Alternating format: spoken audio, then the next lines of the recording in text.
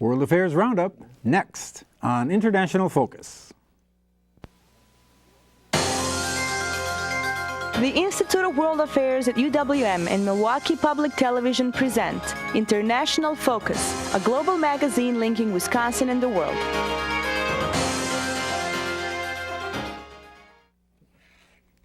Welcome to International Focus. I'm Doug Savage from the Institute of World Affairs at UWM with the season opener of our World Affairs Roundup. Today we'll be looking at Unsettled Question. Clouds loom over talks between Israeli and Palestinian leaders as an Israeli freeze on West Bank settlements is set to expire. How might both sides negotiate this potential deal breaker? They'll always have Paris.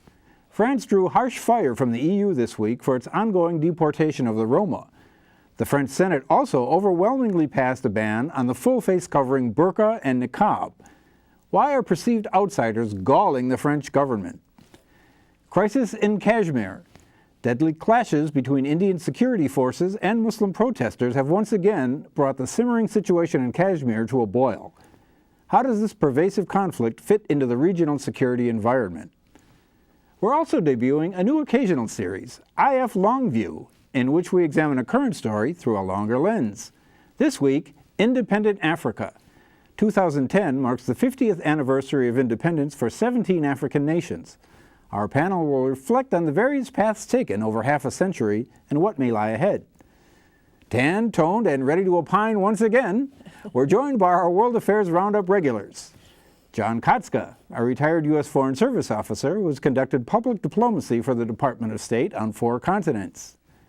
Ann Hamilton, political scientist and coordinator of international studies at UW-Whitewater, who also served in the U.S. Foreign Service. And Robert Kraig, author of a number of articles and books dealing with the history and politics of American foreign policy. He currently serves as Executive Director of Citizen Action of Wisconsin. Well, welcome back, everyone. Thank you. Well, let's start with the peace talk situation. Robert, they seem to have opened to widespread pessimism. Let's look at each of the participants and talk a little bit about what brought them to the table. First of all, the Obama administration. And why might they try to convene what would, to some people, seem to be a fool's errand at this point? Well, I mean, there's certainly a strong tradition of the United States attempting to mediate the Middle Eastern crisis, and especially the Palestinian-Israeli crisis, and it affects security in the whole region and the whole world. So I think that it's good. It's very good that they're committed to trying to do something. But as you point out, is there anything to the timing?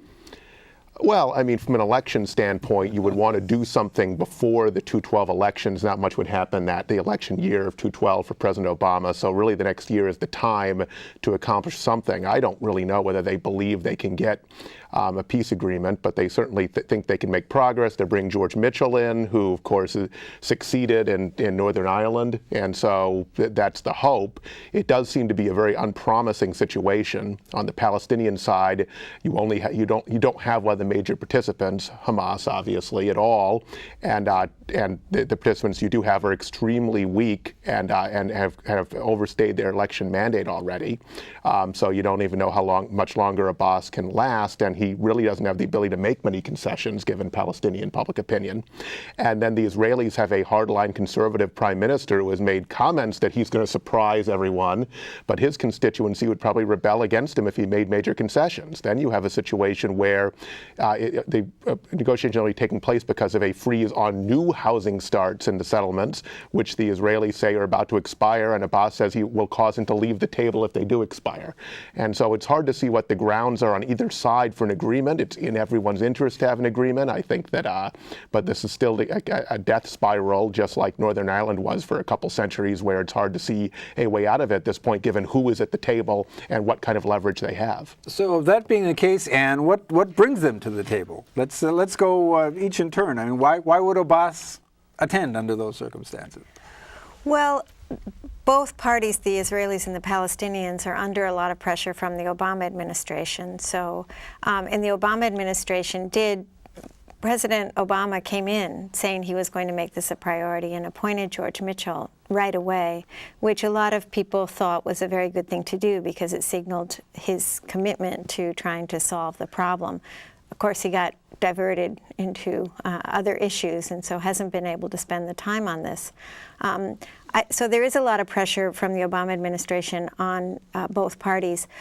It is not as, it's a better time than it has been for a long time for Abbas to enter into the negotiations, in the sense that there have been some positive developments on the West Bank. Security is better. Some institutions have been built, especially security-related institutions, so that the Israelis are more willing to work with him.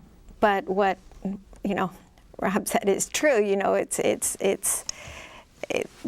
It's really hard to imagine, given the domestic situations, the fact that Hamas is not at the table, and that the domestic situation, both in the United States, domestic politics, and in Israel, that any kind of agreement can be reached. I think that in the past, when major agreements have been reached, it's been leaders have taken huge risks. And absent a leader willing to take huge risks, I don't really think that we're going to see much positive out of this. Well, John, if we look at the domestic situation in Israel right now, is there much incentive for Netanyahu to take any big risks? No, actually, he's sitting in his most powerful position he has in quite a while. I would say that we're really bringing this back to U.S. domestic politics, and the role that had been going on between the United States and Israel over the settlements, and the strong position the government took. And this is a way in which to try and mend those fences with the Israelis, more than it is to have any effort towards reaching a peace settlement in the Middle East. Well, I'll throw this open to each of you. The deadline on this freeze is about to expire. Is there some middle ground between continuing it, which is obviously what the Palestinians want, and throwing the gates wide open, as sort of the settler movement within Israel would like? Is there some way of walking that line? I think Obama administration probably has enough leverage on Netanyahu to get him to find some way to extend the freeze on new housing starts. I'd be very surprised if the talks just suddenly end. That's a great embarrassment for the Obama administration. And so, but does it lead to, constructive progress? Maybe on the margins in some small ways. But I think everyone knows what the options are. They're not going to discover anything new, and that people are unwilling to do them on all sides. But we mentioned this a couple of times. Hamas is not a participant to this process. They have the ability at any moment to shut this thing down by creating some form of violence that Israel would then have to react to, and then that would shut down the peace talks right away. So I just don't see from the Palestinian side where there is any pluses in this process. The only thing that, if some of the other Arab leaders could somehow put pressure on, so there's an outside force, and also there's some discussion about the Obama administration making some sort of commitments on Iran with Israel, so that but it involves, making the conflict larger in a certain sense, bringing in more people into the table and I don't know. Well, in fact, George Mitchell was just in Syria as part of a relaxation effort in terms of our relationship with them, and they could also be part of this process. But it complicates it. It doesn't simplify it. Well, we'll have to keep an eye on that one. Now let's move to an interesting domestic situation in another part of the world.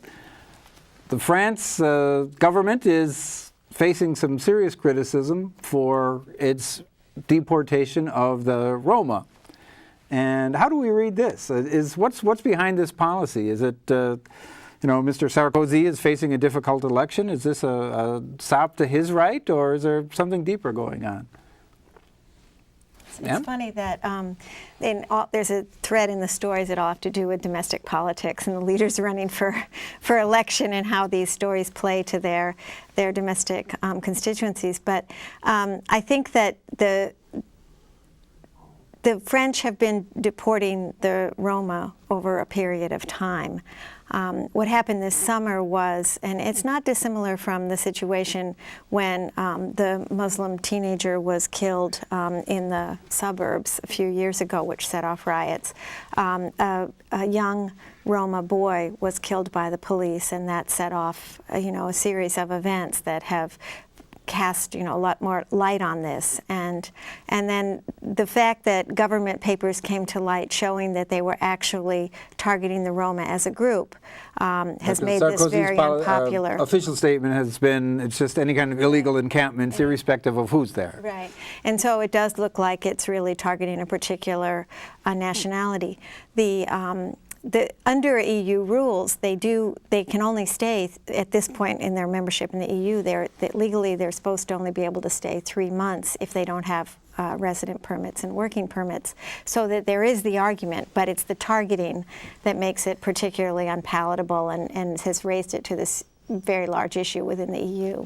So, if you couple that with the ban on the face covering, does this say anything about sort of the mood of the French electorate at this point? I mean, are these stories linked in any way? Well, I think it does. It talks about a concern on the part of a large part of the French population as well as European population about assimilation, about surrendering national identities to this larger unit. So that is part of this issue as well.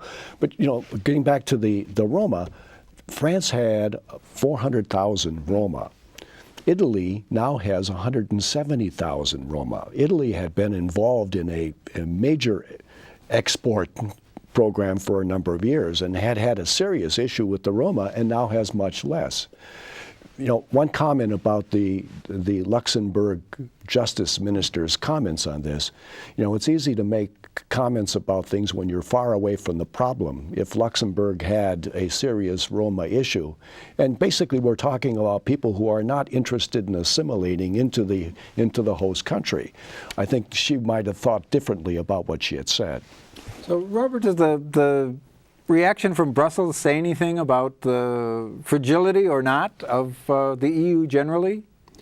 I think it has something to do with the aspirations of the EU. It is a very broad group of countries, and so trying to have some sort of standards, to have a strong human rights standards across all the countries, despite their vast differences, also has to do with the new multicultural Europe and the number of ethnic minorities from around the world there and the kind of tensions that creates. So there's a strong leadership in Europe to say that we're going to have clear human rights standards and that we're going to apply them, but then domestic politics often drives targeting of minorities. I mean, we have our own anti-immigration backlash here in the United States. And so you can see how the banning of the Burka and the targeting of the Roma would play well politically in France and what's happened in Italy and other places in Europe. And so there's this real tension.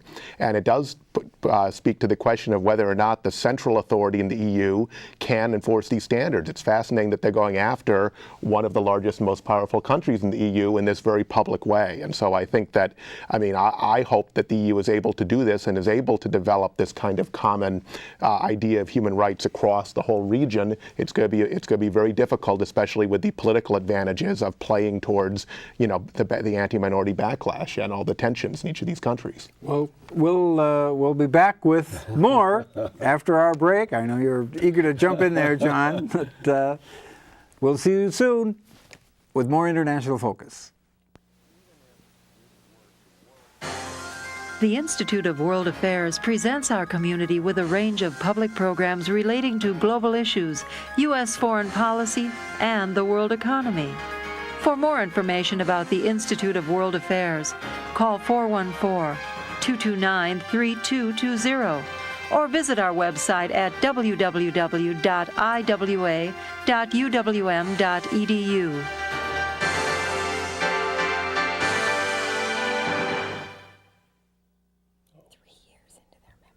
Welcome back to International Focus and our World Affairs Roundup. Well, another story we're looking at is the ongoing crisis in Kashmir. And John, I'm wondering if you could give us a little background about the region. Okay. Independence came in 1947 when the British pulled out. And Kashmir was divided, and actually the civil war ensued after that. And in 1949, there was a line of demarcation drawn through Kashmir and Yanu. Yanu, is it? Yeah, I think we have a map, actually. Okay. That divided the two territories.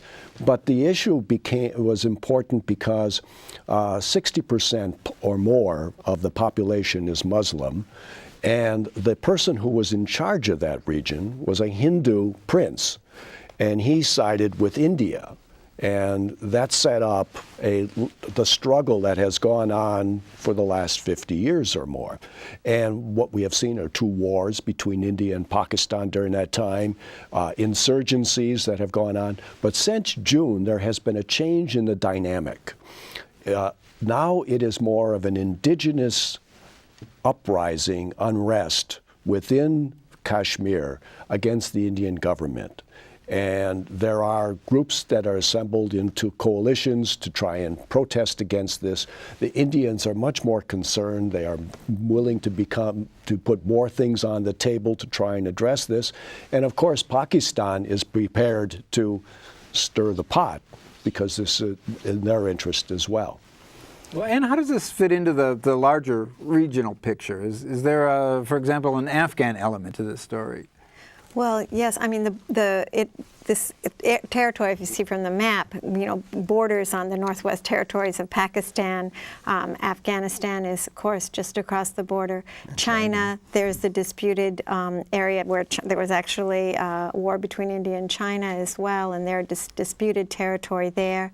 The Chinese have made a number of advances, shall we say, into the region, and there's a lot of talk about the military, Chinese military being in the Pakistani part of Kashmir, and also developing certain projects even in the Indian part of Kashmir.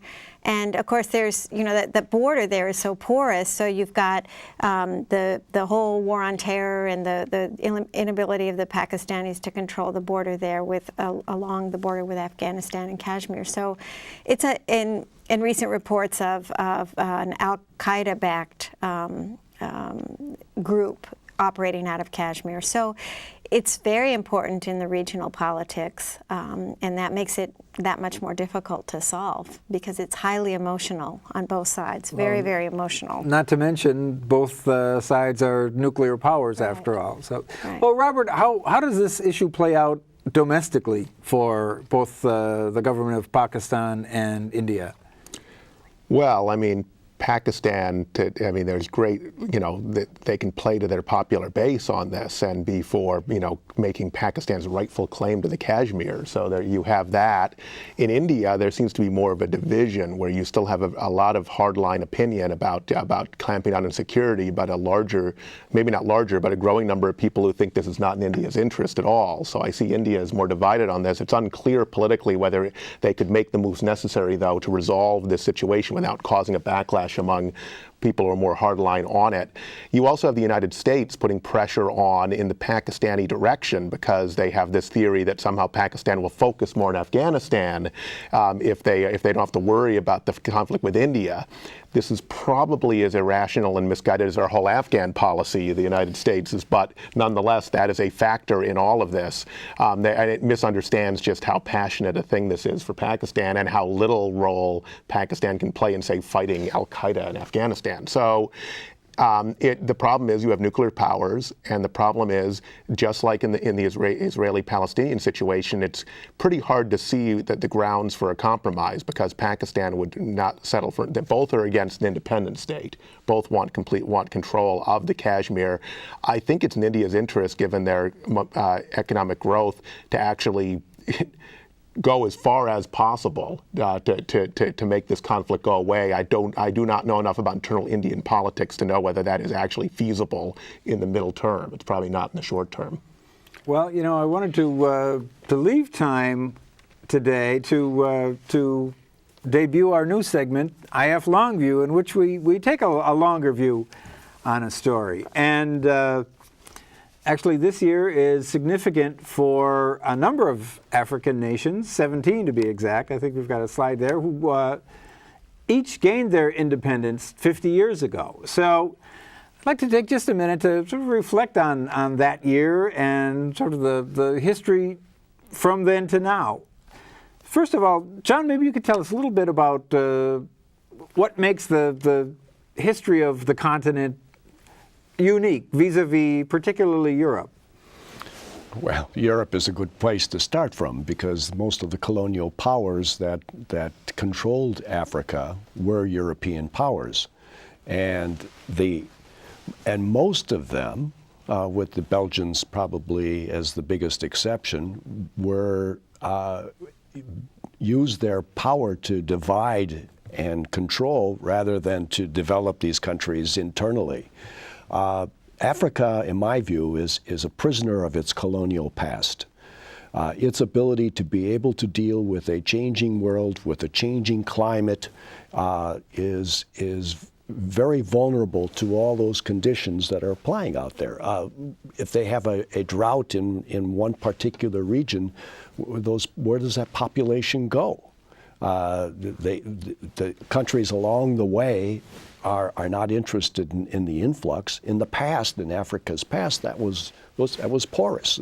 People just moved and migrated to wherever they could live. None of these leaders that are part of this new complex of nations that are in Africa have any interest in seeing this come undone. And what about, John mentioned the colonial legacy. Is there an evolution in the relationship between the population in each of these countries and their former colonial power?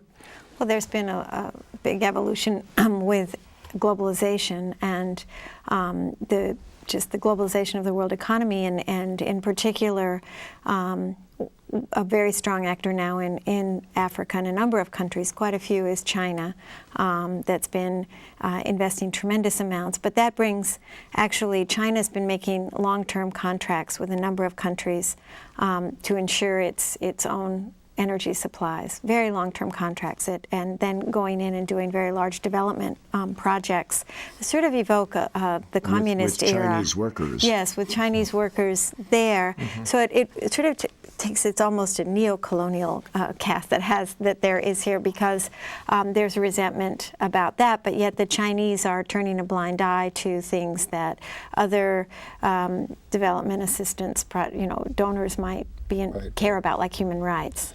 Well, Robert, I think sometimes we sort of underestimate just the scale of all things African. I mean, how many people are we talking about? Well, we're talking about 1 billion people, and 1 in 7 Homo sapiens are African, and a rising number of them. Moving in the direction of 1 in 5. And they need 7% growth just to be able to support those people in current conditions. There's a huge mass of impoverished people. Obviously, the 50th anniversary is a great milestone of the end of imperialism. Was a very good thing, but it reminds me a little bit about the end of slavery. It did not lead to full equality right away, right? The post-colonial period has not been that great in terms of developing real economic opportunity and prosperity in Africa. But is there any hope on the horizon? I mean, I think we mistakenly characterize it as just an enormous continent filled with misery and starvation. There are signs of it. But you don't want to get, while pointing to the new rising middle class and what's happened in South Africa, you do not want to lose sight of how many poor people there are in Africa when doing that. But you're right, if we look at that only, we're not looking at the whole picture. I think it points to the whole flawed development policy of our global economy. We've done a very bad job of really doing something for the poorest regions of the world, and we've gone round and around and around on this. It's sort of like the way we've been able to create giant pockets of poverty in the Milwaukee area without a viable economic strategy. I think the new global economy and the way it's set up is not to Africa's advantage at all, and that we need to work on that, though there are certainly a lot of bright spots that could be built on if we had a focused strategy that was real and not just more wallpapering and more lip service. I was just going to say, the only policies that are going to make sense are economic, have to be economically feasible. So far, Africa, with the exception of South Africa, has been mostly on the natural resource side of things. As the industrial age evolves, that it is evolving through the developed countries into more and more of the undeveloped countries. Africa has ample labor market. It has, in certain places, natural resources, and it could become a place, if conditions are right, where businesses, companies will invest. The Chinese are showing one example, and not necessarily in a wonderful way, but they're doing it, and that could be part of the development process. Well, we've got, and just probably under a minute left. What about the role of governance in all of this? Well, that's critical. And the role of governance and the role of the amount of money they're going to throw at education, because education is key since 40% of the population of Africa is under the age of 15. One thing that always strikes me is that we do talk about Africa as if it were a single entity, and it has over 50 countries in it. And my students always talk about the country of Africa, and I go, no, it's 50 countries. So, you know, there is a lot of diversity, and it's easy to miss that in some of the discussions. Yeah. So, just a word of caution. All right, very good. Well, welcome back once again, and pleasure as always to our viewers. We look forward to seeing you for the rest of our new season of International Focus. See you next time.